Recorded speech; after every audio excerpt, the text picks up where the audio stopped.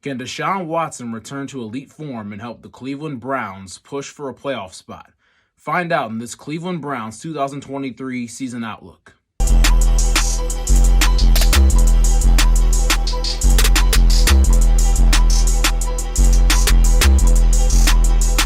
Welcome to the Cut to the Chase Sports Podcast. I'm Chase Yantz.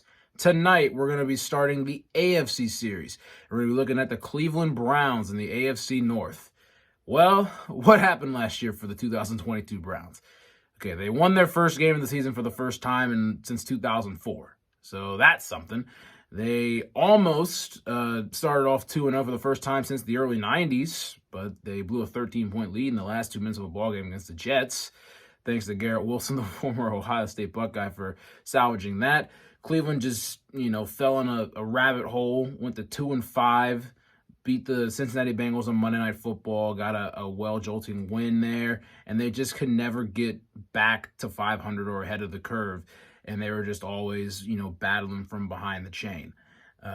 They had a good season rushing football, rushing the passer and everything, but just the acquisition of Deshaun Watson was a big one. He didn't play the first 11 games of the season, came back against Houston and looked absolutely pathetic. He looked pretty bad the rest of the season, but there were some flashes there that hopefully, Browns fans are able to see this upcoming season. So, obviously, we're going to keep a big eye on Deshaun Watson and see if he can actually return to top flight status like he was a couple years back. But, let's take a look at some of the guys that the Browns added and some guys that they lost.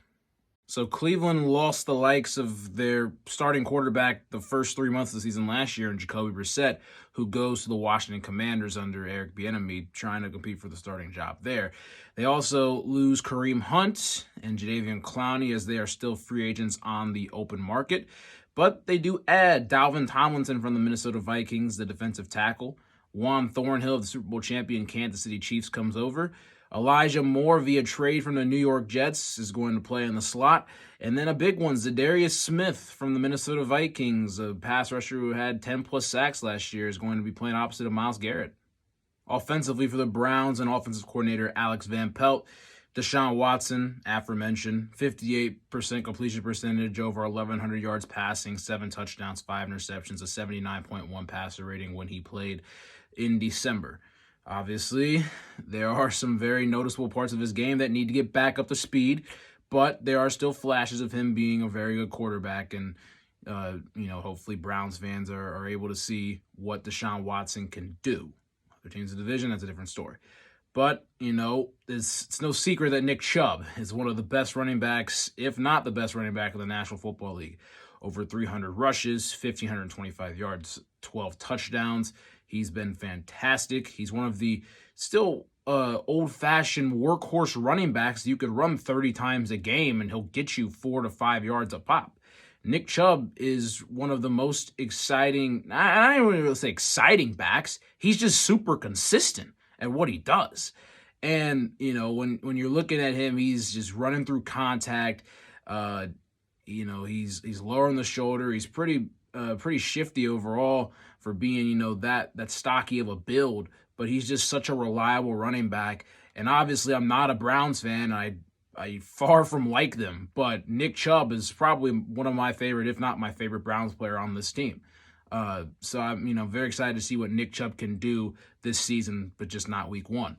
Now, Amari Cooper, 78 catches, over 1,000 yards, 9 touchdowns. Amari Cooper gets overslept and overshadowed for some of the receivers in this division and in the conference. Obviously, he played with Jacoby Brissett last year and then got Deshaun Watson later on in the season. But, with some chemistry with Deshaun Watson throughout this season, I think Amari Cooper will still be back in that 1,000-yard status and have over 80 catches. Donovan Peoples-Jones, 61 catches, had about 3 touchdowns, just over 800 yards. He's, very good receiver for them, long, lanky, jump ball guy. I'm looking for him to have a pretty good season. And then Elijah Moore coming over from the Jets in the slot.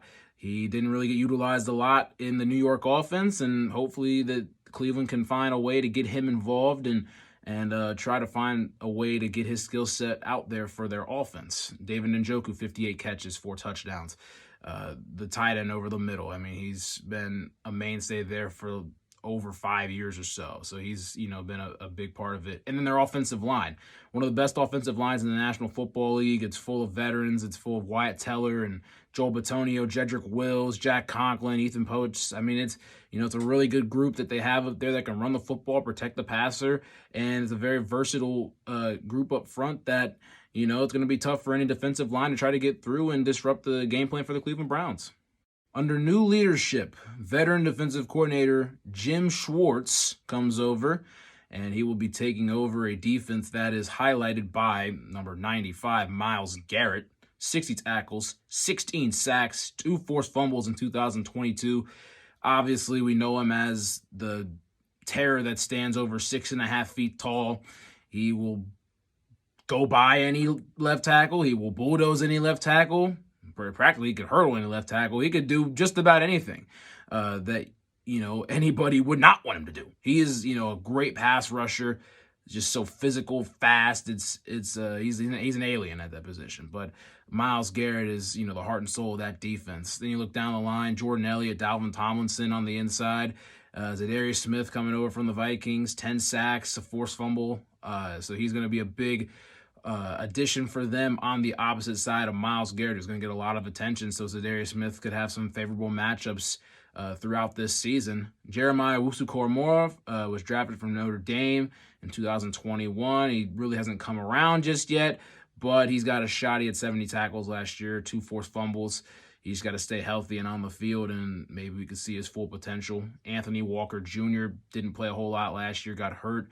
So it's going to be a big year for him to try to bounce back. The secondary is pretty good, I would say. Denzel Ward, 53 tackles, 3 interceptions, 15 passes defended. I think the number that jumps out of the charts for the Cleveland Browns was the passes defended that they had last season. Grant Delpit, 10 passes defended. Juan Thornhill played for the Chiefs last year, but he brings over 9 passes defended. Martin Emerson Jr., 15 passes defended, and he wasn't really even a starter. And then Greg Newsome, 6 passes defended. They get a good job of getting their hands on the football and disrupting a lot of plays. It's a tough secondary, very underrated, and I'm excited to see what they're able to do under Jim Schwartz and if they're going to be an even more physical and aggressive unit that one of their Achilles heels was stopping the run last year, and plugging holes with Dalvin Tomlinson is going to be big, and we'll see what the identity of this Cleveland Brown defense is here soon. Now, the Browns don't have any nationally televised 4 o'clock games, but they do have 2 primetime games. Later on in the season, the last Thursday in December, they play against the New York Jets, Week 17 on Thursday Night Football, Amazon Prime. And then the game that I want to highlight early on in the season, Week 2 at the Pittsburgh Steelers, a doubleheader on Monday Night Football, ABC, 8:30 p.m. Browns and Steelers, that goes back so far. It's a classic rivalry. They're the same team now. They have quarterbacks who they don't necessarily have that much trust in at this point in time. They have running backs that, they rely on heavily. The Steelers are building up their offensive line. The Browns have a great offensive line. They run a lot of play action. They love to rush the passer, rush the hell out of the passer, and then play really aggressive in the secondary. So, 2 teams that really mimic the same style of play, and they're going to be playing each other early on in the season. So that'll be a big thing to watch on Monday Night Football. But looking at the Browns' opponent for Week 1, it's my team, Cincinnati Bengals. How are the Browns going to beat the Bengals? Well, let's look at the last 6 out of 7 times the Browns have beaten the Bengals. They were able to rush the passer, run the football, and win the turnover battle. That's probably going to be the same keys for success. Obviously, it's going to be a lot tougher with Cincinnati being a better football team over the last couple of years, but the Browns still had their number. But if they do those 3 keys, then they have a really good shot of winning that home opener on September the 10th. And then with the Browns scheduled, with their season prediction. This is a very tough division. This is honestly, I think, the toughest division in the National Football League. Not being biased with my team or any of these foes that are in this division. The Browns, it can fall anywhere between 7-10 to 10-7. I don't think their floor is that low anymore. They have a really well-constructed team with a lot of great pieces that they have. They have arguably the best running back, one of the best pass rushers in the National Football League, and one of the best corners in the National Football League when he's healthy. So, they're not really deficient in a lot of places anymore. So I think around in between that mark of 7-10 to 10-7, which could get them from last place, who knows, maybe even the first place. But if I had to guess at this moment, I will stamp the Browns at 8-9, a game improvement from last year. But obviously there's room to grow and there's fluctuating value, either below or above. So I'm gonna put the Browns, stick them at 8-9 this year, and I think they very well could win a game or two that I don't have them winning on the schedule. But 8-9 for the Cleveland Browns.